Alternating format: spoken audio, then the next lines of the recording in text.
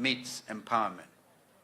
I chose to make this written statement because this is the first such event, so it will go in history, because if I speak of the CAF, which I intend to do, I will juxtapose my remarks with some off-CAF remarks in order to bring this matter to where I believe it should be. Dear friends, the power of devolution lies in its ability to bring government, opportunity, and hope closer to the people. Before 2010, much of our country's progress was decided in Nairobi. When we promulgated the new Constitution of Kenya on August 27, 2010, key among its most definitive and deliberate pillars was devolution, ungatuzi. We were clear that we needed to address deep-rooted challenges that had persisted since our independence, including marginalization, inequality, and the over-centralization of power and resources in Nairobi. Thus, with devolution, every county, including our beloved Machakos County, was given the authority, a measure of resources, and the responsibility to shape its own future. I heard what Deputy Governor Francis Mwangangi said, and it is actually a matter of great shame, a matter which is not acceptable, that while the national government enjoys 85% of the total Kenyan budget, only 15 goes to counties, 15%. A lot of you, or some of you, remember that I was a co-chair to the famous, or is it now infamous, NADCO, National Dialogue Committee, and we even upped it to minimum 20%. But now Governor Francis Mwangangi is telling us it's gone down to 9%, completely, a complete reversal of what the people of Kenya intended to do through ungatuzi. Imagine if Governor Wavinya is operating within the 15%, by the way, is shared between the 47 counties. And the little that she gets, she's able to empower the youth that she's trying to do today. Imagine if we went up to national government, wapate 60%, na counties wapate 40%. In fact, in my view, we should make it 50-50, because all the stealing that is happening in Nairobi is because they have a lot of money to throw away. And yet, as I speak to you, our university lecturers have been on strike. This is a third month, and they cannot be paid the 7.something billion, 7.9 billion. They want it paid quickly. I give a suggestion to William Ruto. You cannot keep our university lecturers in the streets. These are some of our best minds. But on the one hand, you're able to get your agents collect sometimes 6,000 to 10,000 people to State House, bribe them with 10,000 shillings each, mass bribery. Now, if you cumulatively took that into account, the amount you're spending on bribing Kenyans, that is enough to pay university lecturers and to get our university students to go back to school. This is just but the simple reality of the mismanagement this country is experiencing at the very top. Distinguished guests, across Kenya and Africa, I will go back a little bit. Thus, with devolution, every county, including Machakos, was given the authority. Devolution, fellow Kenyans, is not just about building roads as markets, as Governor Vinya said, but it's also about building people. Infrastructure is important. Yes, those roads and those bridges and those dams, like the one what Kibaki and I had even passed through and got funding from the African Development Bank, the Thika Dam. We should have and really brought in a lot more water water to go beyond Machakos and beyond Matu to get into Mwitasiano and get a lot of water out of it. But that is a matter that the 85% by the national government, even assisted by our development partners like African Development Bank, is still sitting there as a white elephant.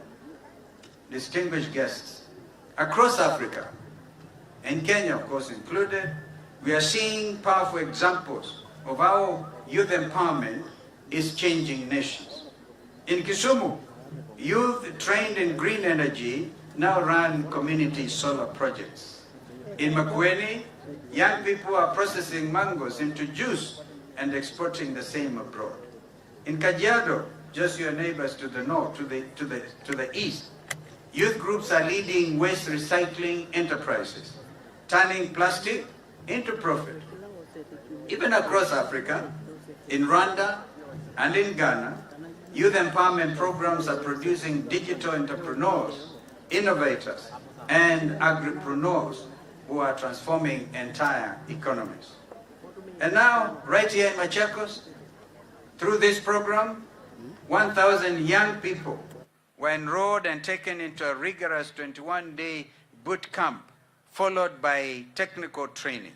These young men and women mastered new skills, gained confidence, and have discovered their potential. Ladies and gentlemen, if this is truly devolution in action within the framework of a very small budget. And it's government working hand in hand with communities to unlock opportunity of the grassroots. This is proof that when you empower the youth, you actually end up empowering an entire nation. You are proof that when devolution serves the people, it transforms lives. To the graduates, this is time for some hard truths.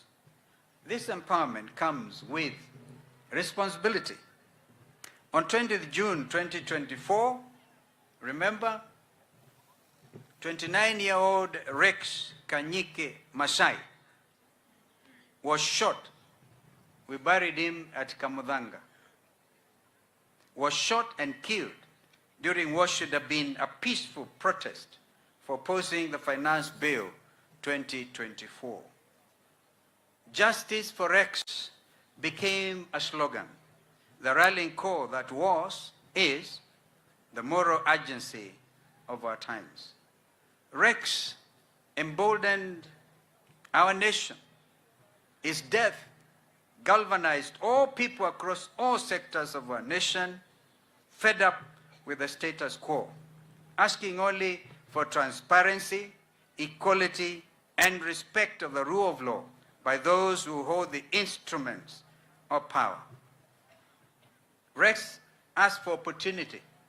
His call was met with police bullets and batons. Graduates, you are not the future anymore. You are the now. You stand on the shoulders of Rex Masai and hundreds of young Kenyans whose names are forever immortalized in our third, and I dare say, final liberation struggle, and their sacrifice should and will not be in vain. You now carry the torch of progress. My dear friends, Ungatuzi of Devolution has given you a platform. Now it is your turn to build upon it. Start small, but think big. Collaborate with others. Use your talents not only to lift yourself, but to lift others. Remember, true empowerment is not about what we receive, but what we give back. Remember too, that you are living proof that devolution works and that local action can lead to national transformation. I urge you therefore to take your training as a launch pad. That's what we are, lifting you out of this. To build, to innovate, and to serve. Don't wait for opportunities to come knocking. Go out there and create them. distinguished guests, ladies and gentlemen, Kenya's future will not be shaped in boardrooms and in Nairobi alone. It will be shaped in counties like here in Machakos by young people who are determined to make devolution work. When every county becomes a center of innovation, of agriculture, of entrepreneurship and creativity, Kenya will rise united, prosperous, and just. And that, my friends, is the true power of devolution. The power to give every Kenyan a fair chance to dream, to work, and to succeed where they are, whichever county they live in. And to you, our graduates, let me ask you, vijana wetu, a simple question. Are you ready to lead? Munanisikiliza? Nyinyi mko tayari? Nimuyombanetie?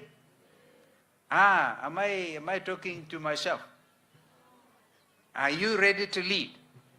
Can I hear a yes or no? Are you ready to succeed? Yes. Because this is just a beginning. What Governor Avinya is giving you is a beginning. Are you ready, therefore, to succeed and make success your ambition? Are you ready? Are you ready to show Kenya the power of an empowered youth? Bado hapo hamjajibu vizuri. Ni kama nyinyi bado mnataka fair. Then go and do it with pride, with purpose, and with passion.